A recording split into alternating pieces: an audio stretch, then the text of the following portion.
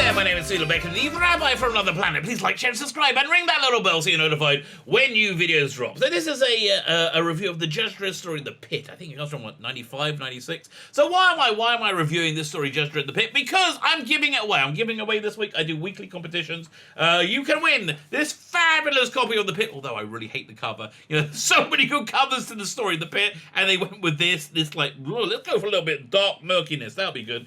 So other than that, I very much like this.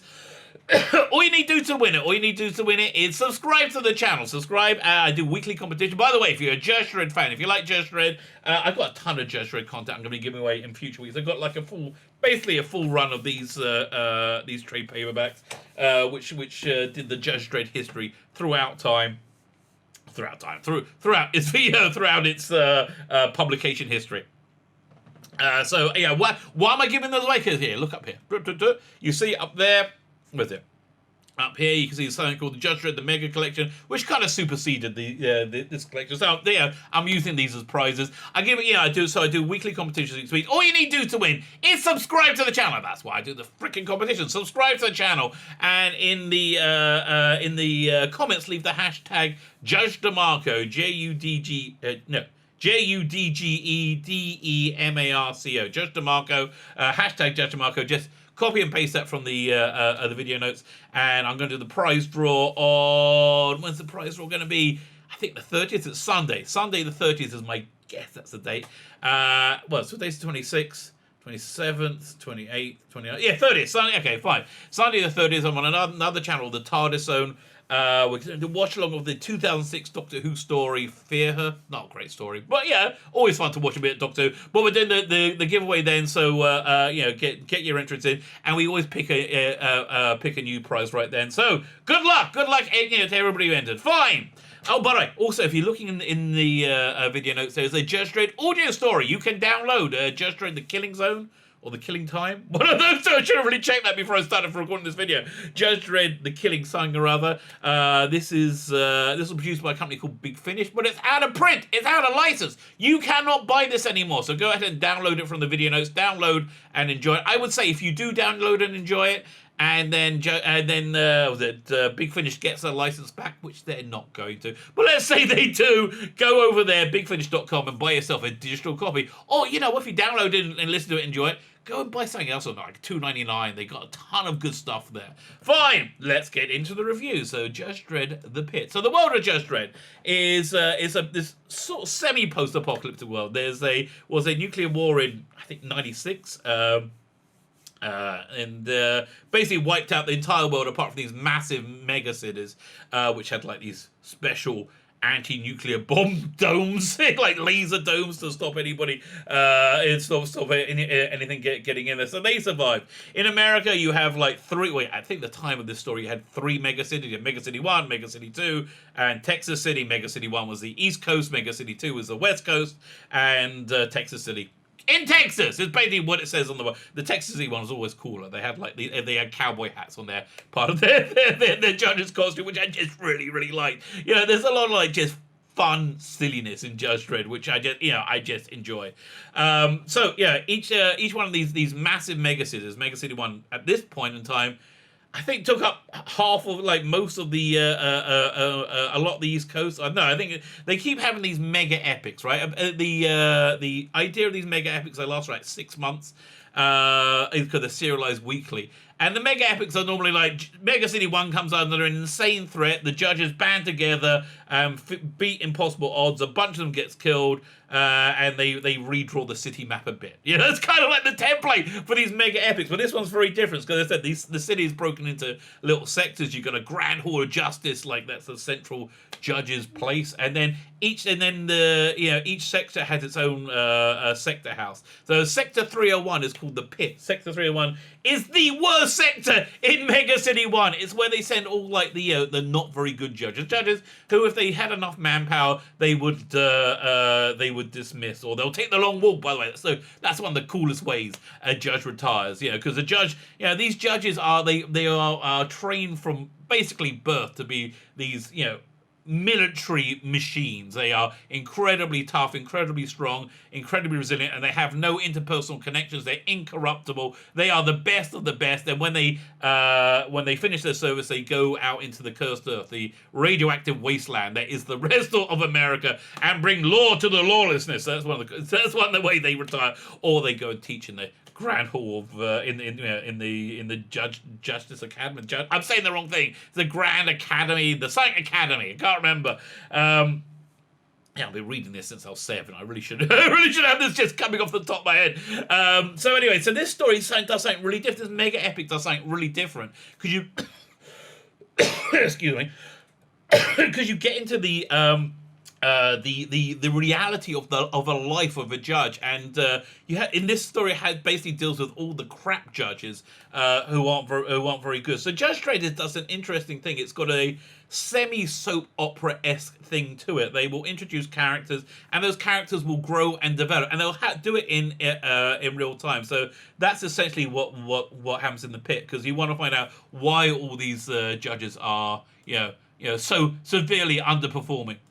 And you know it's a mega epic because at the beginning of it, they don't normally do this. They give you a cast of characters or people who will be sticking around for the next 6 months. They also give you this thing, which I freaking love. It's the this diagram of the sector. I just like cutaways, okay? I like sci-fi cutaways. I like this. It's got like a little description of what everything is in the sector house. This is Judge Dredd's home for the next 6 months. So this is telling it's a big deal. So what essentially sparks this off is the head judge, the chief judge of Sector 301 is murdered, and the chief judge, I think it's Volt at the time, said, "Okay, that's out of control. Oh, we'll put up with corruption a little bit and inefficiency, which is just rife." Incompetence, which is just rife in Sector 301. Well, once the sector chief gets bumped off, and it was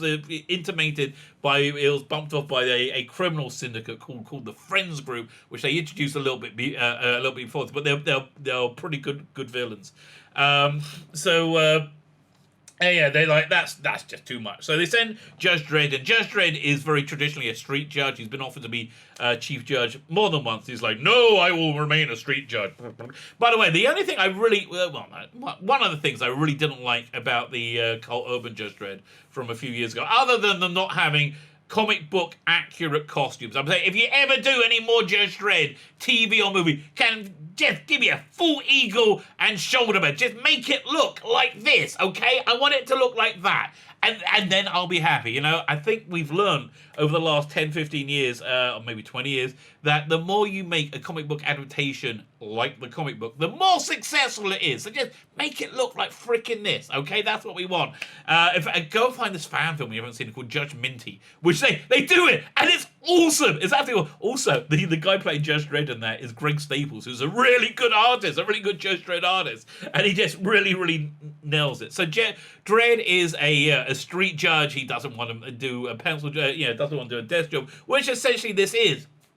But he sees the corruption is rife in Sector 301, so he takes it on, and he starts and builds up a task force to deal with the corruption. The task force includes Judge Giant, who is one of these recurring characters. I think he's the son of another Judge Giant, who was the son from another 2008 CD strip called Harlem Heroes. I think that's how it works. I can't remember. And you also get Judge Callisto. Judge Callisto was a failing judge who froze, I think, and then Dredd eventually takes her under a wing and becomes one of Dredd's. After Dredd empowers this person to be the best they could be, takes her under a wing. And she becomes one of Dredd's trusted people, and she becomes this great judge. So he makes this task force, and he chooses judges from the sector house as well, because he wants to have local people, and he chooses Judge Callisto to be the head of it, which doesn't go down that well. And another recurring character is this guy over here. Just introduce. I'm putting it down here. There we go. This is Judge Guthrie. He's gone rogue. He's undercover, and he's done a lot of investigating of Sector 301. and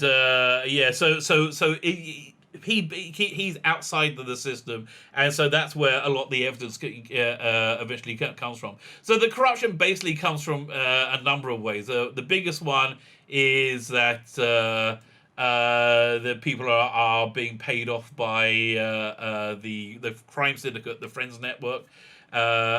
This next, I really like this cover. I think who is it? Cliff Robertson. If I'm gonna guess, Cliff Robertson. When I was young, I was reading through that thing. He came on the scene. He was like this sort of like super clean Brian Boland clone. It's how how he was basically.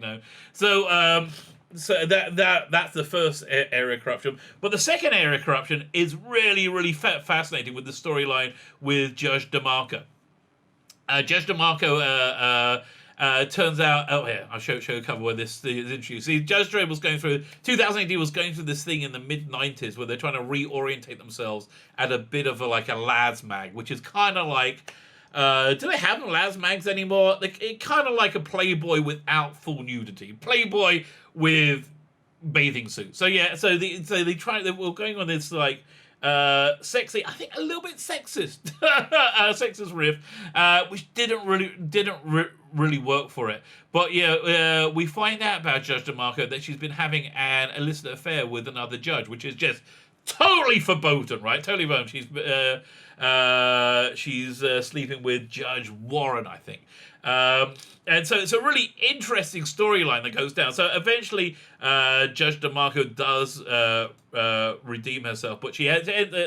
Is it this story? She starts to build up a bit of a infatuation with Dredd, which eventually leads a character, not in this story, but much later, to leave. I think in this in the later story, leaving the judges and becoming a private investigator. So yeah. Basically, they deal with all the corruption and stuff going on in the first, I will say, 3/4 of the story. But Judge Volt. So there you go.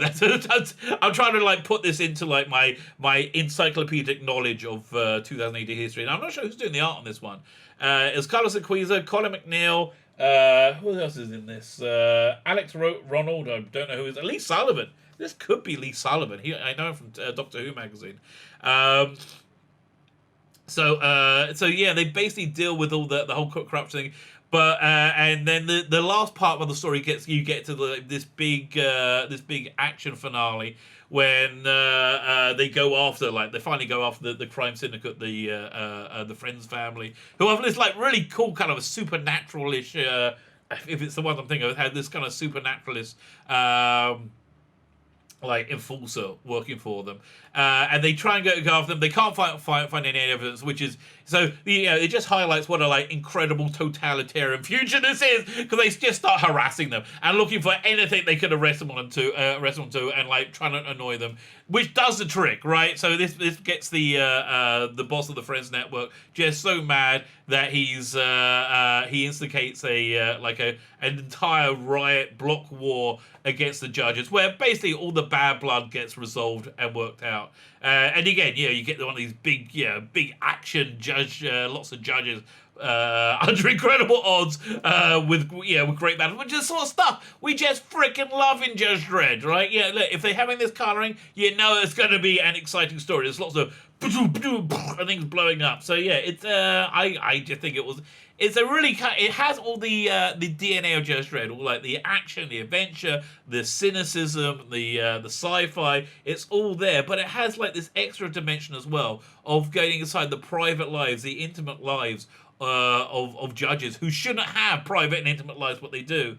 And it evolves into this really kind of interesting three-dimensional story, which I think says something really kind of I use the word interesting along. Interesting about the world. Eventually, Dredd leaves Sector 301 and resumes his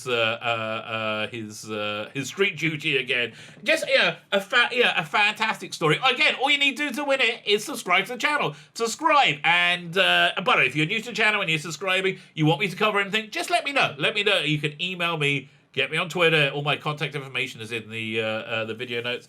I'll leave a comment here. And you always cover everything. I'm more than happy to subscribe. And in the comments, leave the hashtag JudgeDeMarco, and this can be yours. Sundays to give away. And I said, we got just a freaking ton of other prizes to give away over the week. So, good luck. Good luck to anybody who's entering. My name is Sheila Beckett, the Rabbi from another planet. Please like, share, and subscribe. And ring the little bell so you're notified when new videos drop.